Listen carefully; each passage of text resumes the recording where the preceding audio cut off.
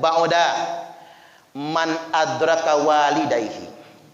Celakalah orang-orang yang membersamai kedua orang tuanya, dua-duanya atau salah satunya, tapi dia tidak sempat berbakti kepada kedua orang tuanya. Dia tidak mampu memasukkan orang tuanya ke surga, atau dalam bahasa yang lain, dia tidak sempat berbakti kepada kedua orang tuanya. Doa yang kedua ini juga dan ketiga ini juga langsung diaminkan oleh Nabi sallallahu alaihi wasallam. Hadirin wal hadirat rahimakumullah. Ridallah fi ridal walidain. Ridha Allah adalah ridha kedua orang tua. Faman syakarallah, barang siapa yang bersyukur kepada Allah, walam yashkur liwalidayhi, namun dia tidak bersyukur kepada kedua orang tuanya, maka tidak akan pernah diterima syukurnya. Barang siapa yang berbakti kepada Allah, namun dia tidak berbakti kepada kedua orang tuanya, maka tidak akan pernah diterima bakti dan ketaatannya. Betapa banyak anak yang abai terhadap orang tuanya. Bahkan di zaman sekarang, hewan peliharaan lebih berharga dari orang tua. Bayangkan manusia zaman modern ini, mereka beli kucing mahal-mahal, dibelikan kandang yang mahal, dirawat dengan makanan yang mahal. Bahkan makanan kucing lebih mahal daripada makanan manusia. Kucing disayang-sayang, dibangga-banggakan dan dimuliakan, adapun orang tuanya terabaikan.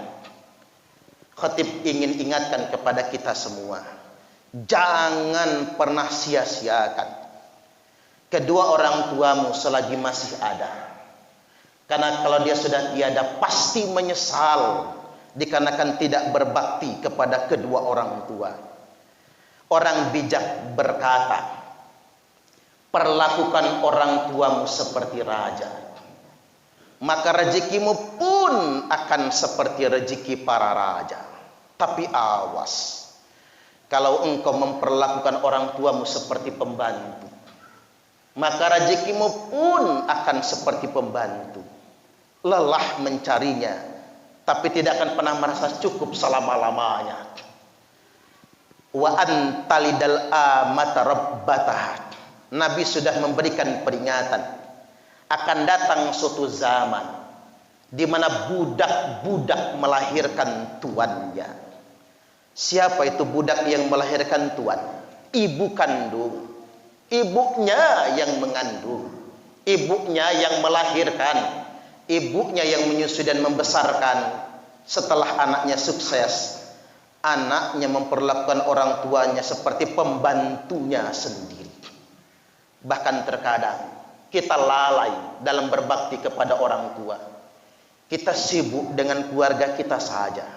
Bahkan tak jarang menantu-menantu, istri-istri mencemburui mertuanya, mencemburui orang tua suaminya. Maka ada sebuah kisah, Alqamah, salah satu sahabat Nabi, sudah sakaratul maut, tapi tidak mati-mati. Maka Nabi mentalkinnya sekali, dua kali, sampai tiga kali. Alqamah pun tidak menyahut. Kata Nabi, mana istrinya? Apa dosa suamimu, kata Nabi, sehingganya dia sulit sekali matinya? Kata istrinya, saya tidak mengerti ya Rasul. Setahu saya suami saya ini sholat ke masjid paling awal, membaca Al-Quran hatam seminggu sekali, puasa rajin, dan kalau berangkat jihad di jalan Allah, dia di barisan yang paling depan. Kata Nabi, orang segini taatnya, mengapa sulit sekali matinya? Kata istrinya, ya Nabi, mungkinkah ibunya yang belum memaafkan kesalahannya? Maka dipanggil ibunya, dibawa menghadap Rasulullah. Kata Nabi, Bu, ini benar Alqamah anak ibu, mohon maafkan kesalahannya, karena Alqamah tidak akan mati sebelum ibu memaafkannya. Maka sang ibu menjawab, demi Allah dan Rasulnya, saya belum bisa memaafkan Alqamah. Kata Nabi, ya Rasul, kata Nabi, Bu, memang apa salahnya Alqamah? Alqamah kan anak ibu, ibu yang mengandungnya, ibu yang melahirkannya, ibu yang membesarkannya. Nabi berusaha membujuknya. Jawab sang ibu, justru itu ya Rasulullah, saya yang capek mengandungnya, saya yang sakit ketika melahirkannya, saya yang lelah menyusui dan membesarkannya, tapi saya belum bisa memaafkan Alqamah.